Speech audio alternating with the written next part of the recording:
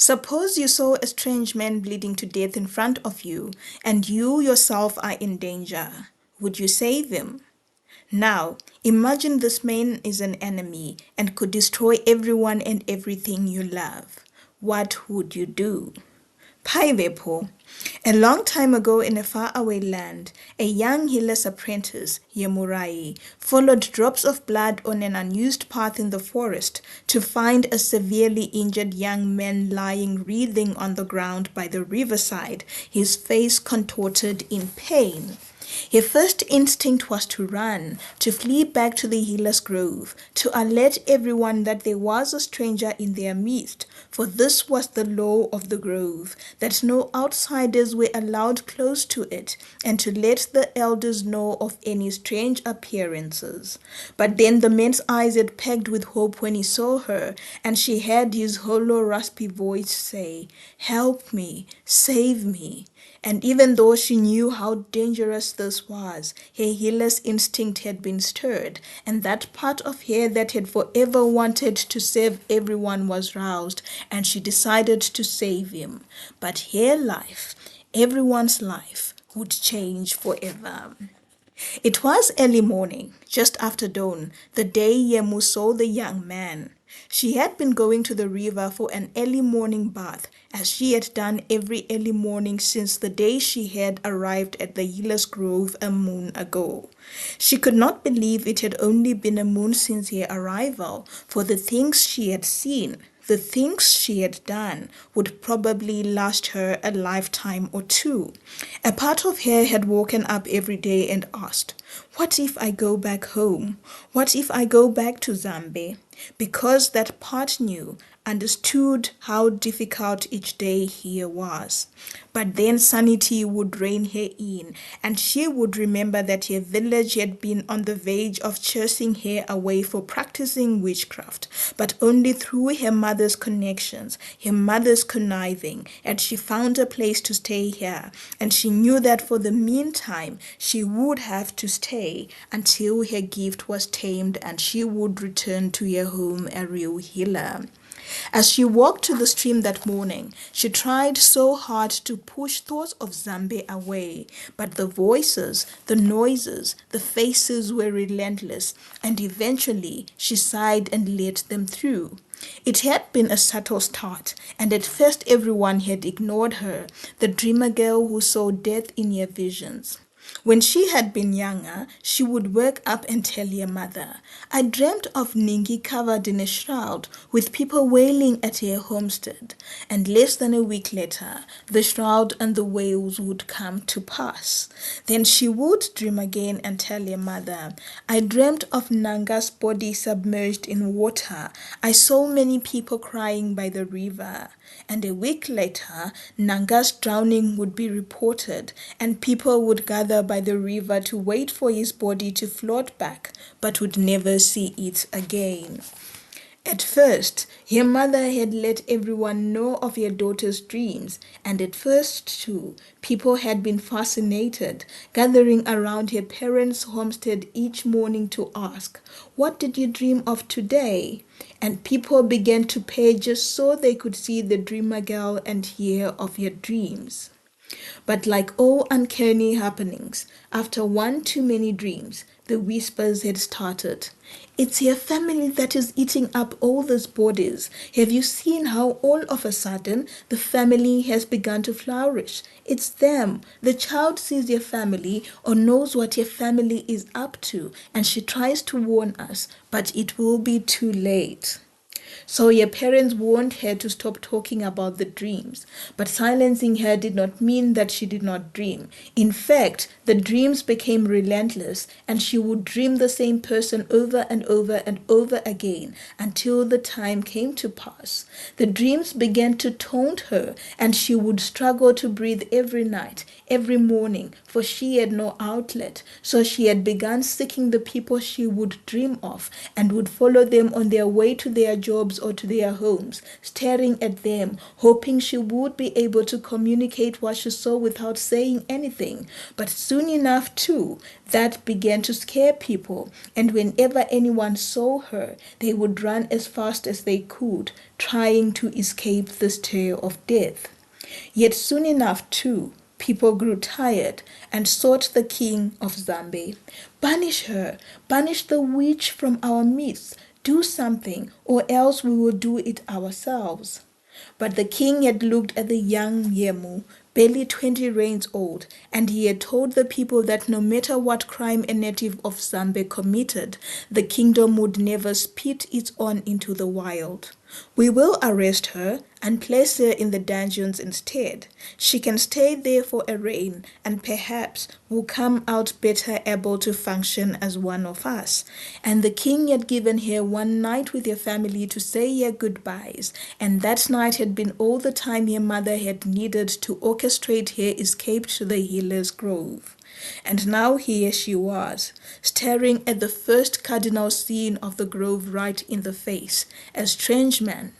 He was severely wounded, she could tell. What with the blades healed she could see stuck in his side, and the blooded clothes that he wore. She was conflicted. Do I turn and go back, or do I stay and help? But then he spoke again. Please help me, please. And so, against all her instincts, she knelt to look better at the wound and gasped. Whatever had happened had been at such close range as the wound was jagged and deep, with clear intentions written all over it. Death.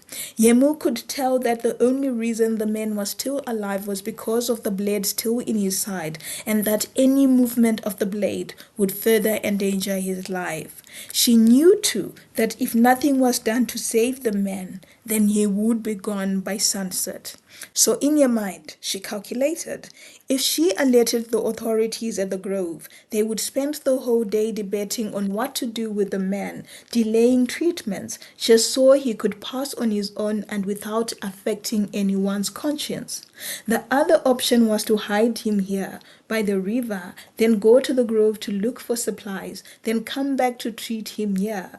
But that was dangerous, as the lead healer Tangai would question her movements, as everyone knew that Yemu only went to the river at dawn. Sighing, she chose the third option. She would snuggle him into her heart now, and then during the day would take care of him, and then in a couple of days, when he was better, she would send him on his way, but not before having him vow he would never talk of the grove, and that would be the only payment she would expect from him. So she drew closer to him and said, "Can you try to walk, just so I can get you some help?" He nodded and mouthed, "Thank you." He was heavy, and Yemu staggered with his weight as she hoisted him to his feet, and as he leaned on her, and they began their walk to the grove. He winced in pain at every step, but Yemu would whisper, "One more step, one more step," in encouragement. The walk back to the grove took longer than expected, and Yemu was afraid that they would find everyone abuzz and ready for the day. But thankfully, there was no one outside, and what was even better was that her heart was at the furthest edge of the grove, and she would snuggle him in easily without any detection. She only let out a sigh of relief after he was already in her heart and was lying down on the reed mat she had prepared for him. He had lost more blood as they had walked to her heart, and she could see that his face was paler and his eyes were drifting in and out. She knew she had to act quickly, and so she gave him the only restorative potion in her heart, hoping it would do something for him while she hatched a foolproof plan. Quickly, she rushed outside and began to cover up the trickles of blood that led to her heart as she thought, what to do? What to do? Yes, she had saved a man from the river, but what was she to do to save his life? She had only been here in the grove for a moon and knew very little of how to treat an injured person. Inasmuch as he was here now, she knew she would not be able to save him alone. Without giving extra thought to it, refusing to allow herself the grace of dithering, she rushed to her friend's heart. Matirasa was still asleep when Yemu shook her, whispering, "I need your help. Wake up, friend, please." Begrudgingly, Matirasa rose and followed the new girl to her hut. But the moment she stepped over the threshold of the hut and saw the strange man lying on Yemu's floor, Mati yelped, then turned to Yemu with horror coloring her face. "What have you done, Yemu?" she asked, even as she knelt to examine the injured man whose breath was now shallow and whose eyes had now closed. "I couldn't leave him there," Yemu said. "Look, he is badly injured. Please, Mati, you know more about potions than I do. Please, help me serve him, please." Mati looked up at the new recruit and sighed. Then, without a word, she rose and left the hut, leaving Yemu agitated, wondering whether Mati had gone to alert the lead healer Tangai of the stranger in their midst. But Mati was back before Yemu had over-panicked and had brought with her a pouch which she had hidden under her skirts. Without a word to Yemu, the older apprentice set to work, quickly filling up her face with sponge with the Archer potion and cleaning the area around the hilt. When all the caked blood had been cleared, Mati filled another vessel sponge, then satisfied, reached for the blade and quickly drew it out, a surge of fresh blood spurting out with it. Yemu quickly looked away, almost dizzy from the sight of fresh blood, but not before she had seen Mati shove the soaked vessel sponge into the wound. It took a while before Yemu looked, and it was only after Mati said, "I have stopped the bleeding, but he has already lost too much. I don't know if he will make it." Yemu came to kneel beside her friend and said, "Thank you, Mati." "No, don't thank me," Mati said. "I was never in this room. I did not see your stranger. I did not help you with him. If you are caught with him, then please make sure you never mention my name. Understood?"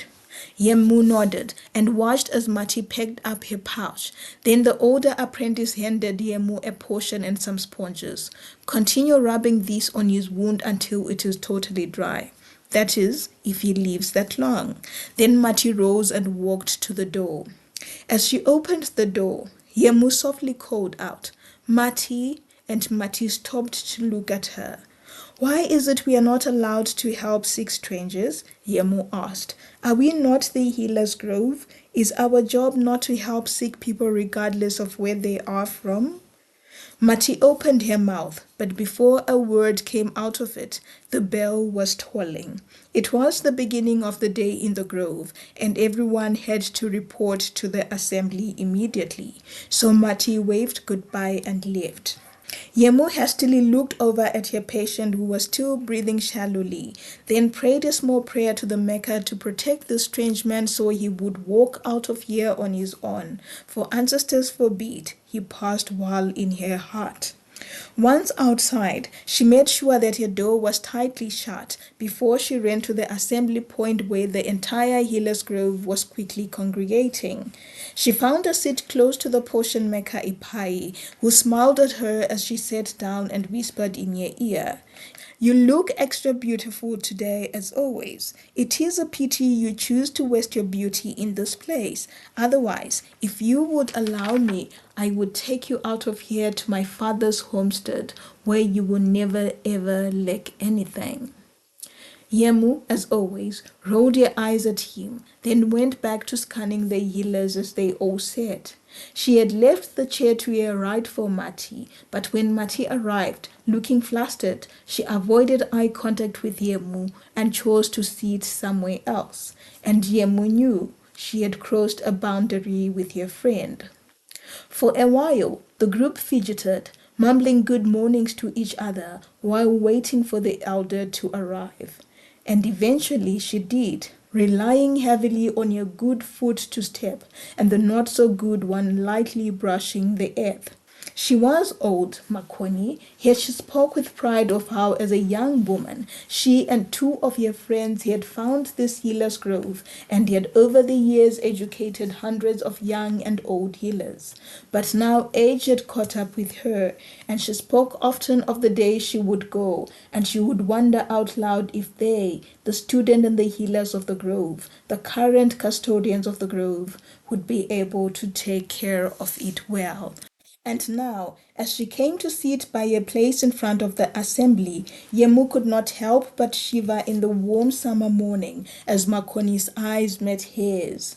From the first time she had met Makoni that early morning after fleeing Zambe, Yemu had always felt that the gnarly, wrinkly old woman who was always covered in furs regardless of the weather could see right through her.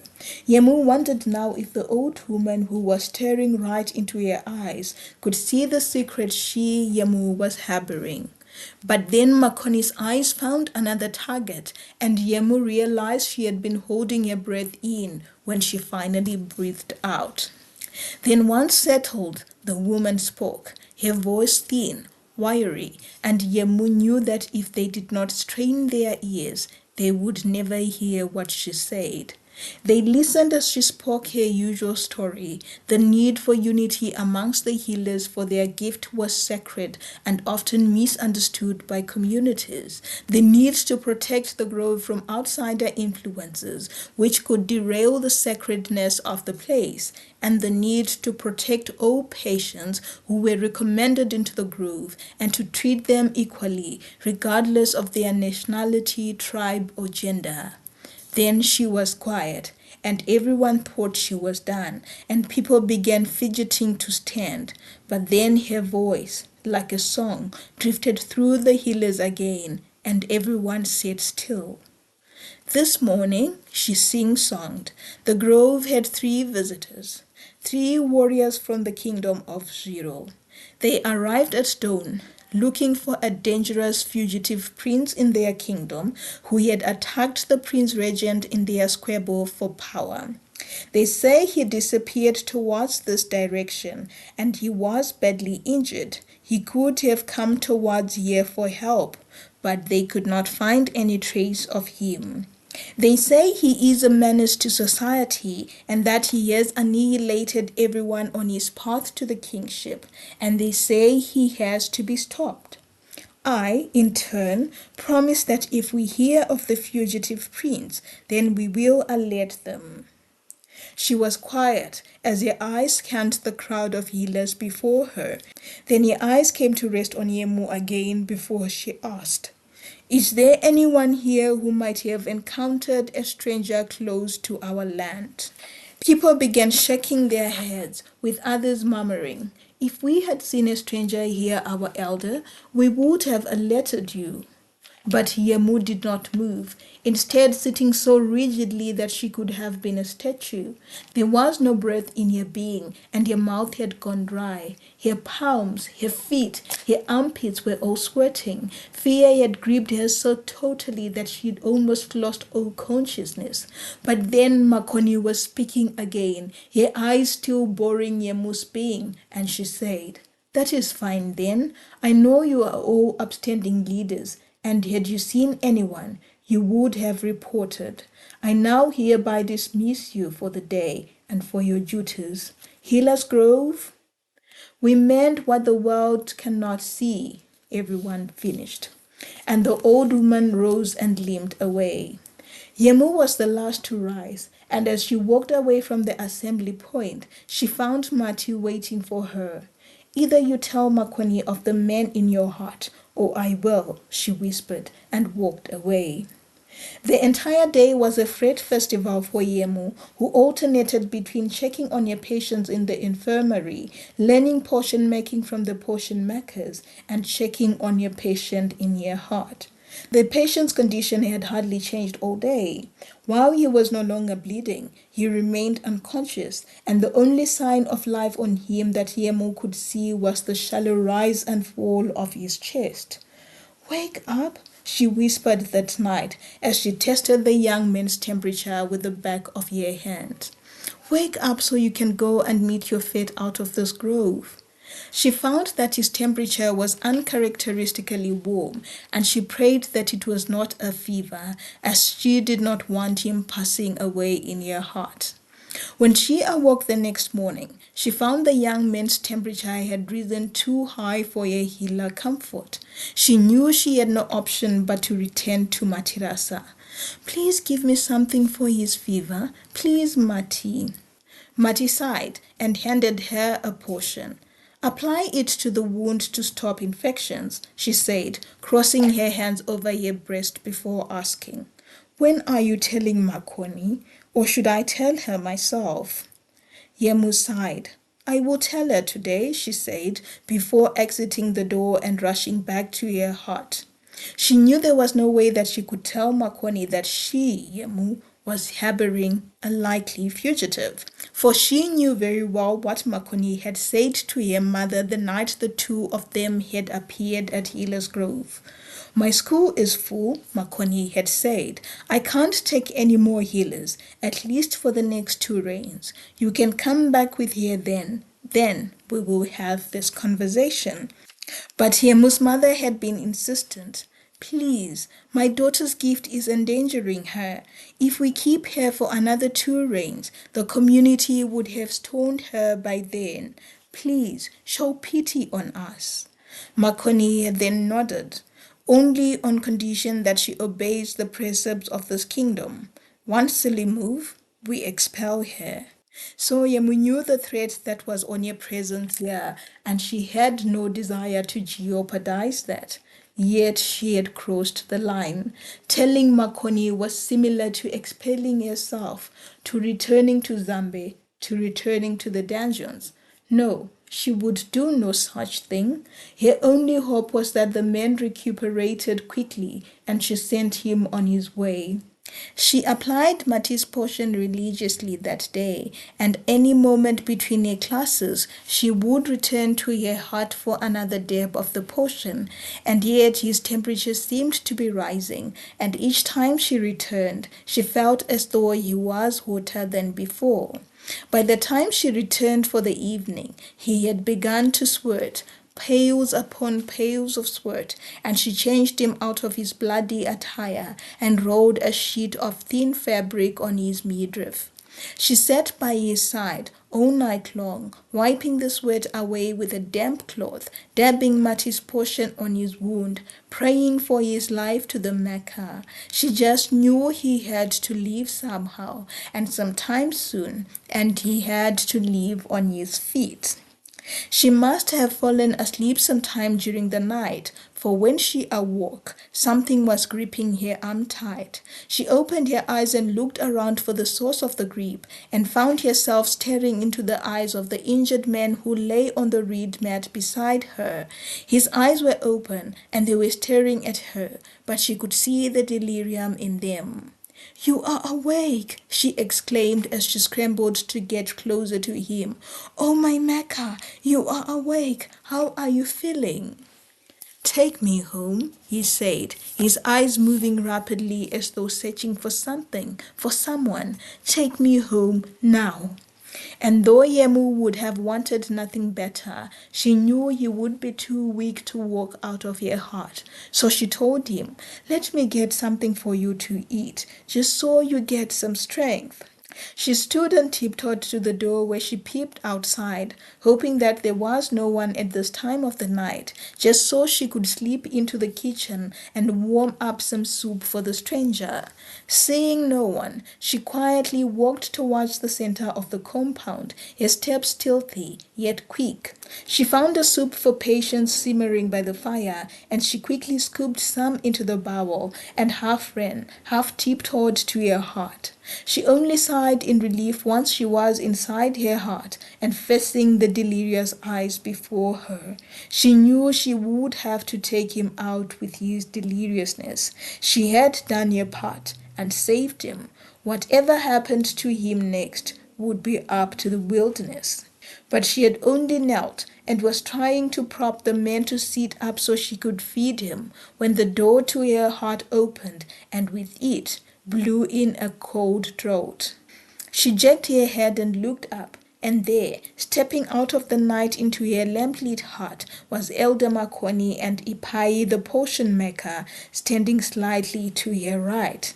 And Yemu watched in horror as their eyes took in the hut with one fell swoop, but then landed on the man lying on her floor. The two sets of eyes standing by the door widened in horror. To be continued. Thank you guys for watching and for watching all the way to the end. I appreciate you being here. The story is part of a series set in a pre-colonial African hospital, and it explores the intrigue and mystery surrounding the hospital and its occupants. Please do tune in next week, same time, for the next installment. Also, do not forget to like, subscribe, comment, and share with other peeps. Love you lots and goodbye.